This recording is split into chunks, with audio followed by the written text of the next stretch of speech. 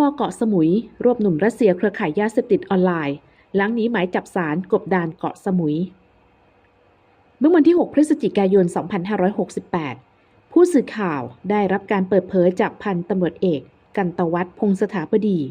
รองผู้บังคับการตม. 6 พันตำรวจเอกพานุภาคจิตประยุรตีรองผู้บังคับการตม. 6 พันตำรวจเอกนฤบดินทร์ปังหลีเซน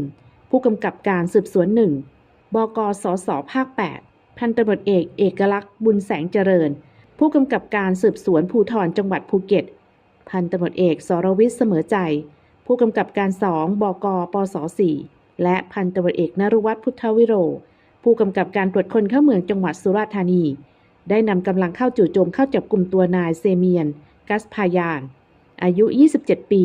สัญชาติรัสเซียผู้ต้องหารายสำคัญในความผิดเกี่ยวกับยาเสพติดหนีหมายจับศาลจังหวัดภูเก็ตมากบดานในพื้นที่เกาะสมุยจังหวัดสุราษฎร์ธานีจากการสืบสวนหาข่าวพบนายเซเมียนกัสพายานนั่งอยู่บริเวณหน้าห้องพักมีอาการระมัดระวังตัวอยู่ตลอดเวลาเมื่อเห็นเจ้าหน้าที่จึงได้วิ่งหลบหนีออกทางหลังโรงแรมที่พักทันทีเจ้าหน้าที่ได้วิ่งไล่นายเซเมียนกัสพายานและได้เข้าควบคุมตัวเจ้าหน้าที่ชุดจับกุมแสดงหมายจับให้ทราบและนำตัวไปค้นห้องพักพบพยานหลักฐานที่เป็นสติ๊กเกอร์ที่ใช้โฆษณาให้นักท่องเที่ยวเข้าถึงการซื้อขายยาเสพติดผ่านเว็บไซต์จำนวนมากอยู่ในลิ้นชักในห้องพักของโรงแรมที่นายเซเมียนกัสพายานเข้าพักและยังพบภาพถ่ายในโทรศัพท์ของนายเซเมียนกัสพายาน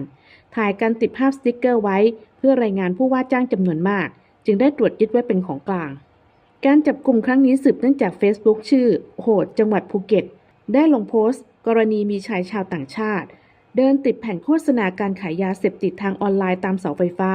และสถานที่สาธารณะที่มีนักท่องเที่ยวจำนวนมากในพื้นที่จังหวัดภูเก็ตโดยระบุชื่อในแผ่นโฆษณาว่าไทยฮับพร้อมมี QR Code ไว้ที่สติ๊กเกอร์โดยให้ลูกค้าสามารถสแกนสั่งซื้อเมื่อทางเจ้าหน้าที่สืบสวนได้สแกน QR Code ที่ปรากฏในแผ่นสติ๊กเกอร์พบเป็นลิงก์เว็บไซต์ไทยฮับเมื่อเข้าไปในเว็บไซต์พบเป็นภาพหญิงสาวยืนถือถุงบรรจุผงสีขาวลักษณะคล้ายยาเสพติดประเภทโคเคนและปรากฏลิงก์เสนอขายยาเสพติดประเภทต่างๆอยู่ในทางเว็บไซต์ต่อมาเจ้าหน้าที่ได้ตรวจสอบข้อมูลบุคคลตามภาพที่ปรากฏใน Facebook พบว่าชายดังกล่าวชื่อนายเซเมียนกัสพายานอายุ 27 ปีสัญชาติรัสเซีย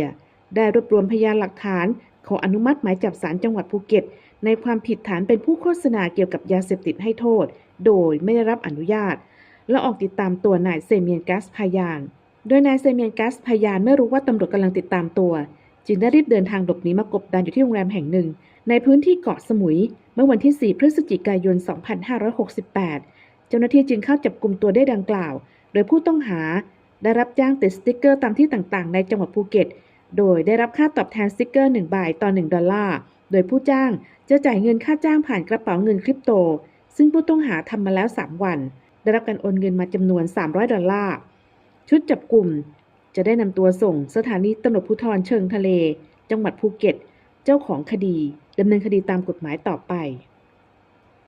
สนับสนุนข่าวโดยโรงพยาบาลวัฒนแพทย์สมุยร้านอาหารมิตรสมุยบริษัทเรือเร็วลมพยาจำกัดร้านอาหารฮักสมุยโฮมมาร์ทฟ้าทวีพรและฟ้าทวีพรเดคอร์ร้านอาหารบีชเมาน์เทนคลับขนอมร้านอาหารหนานหยวน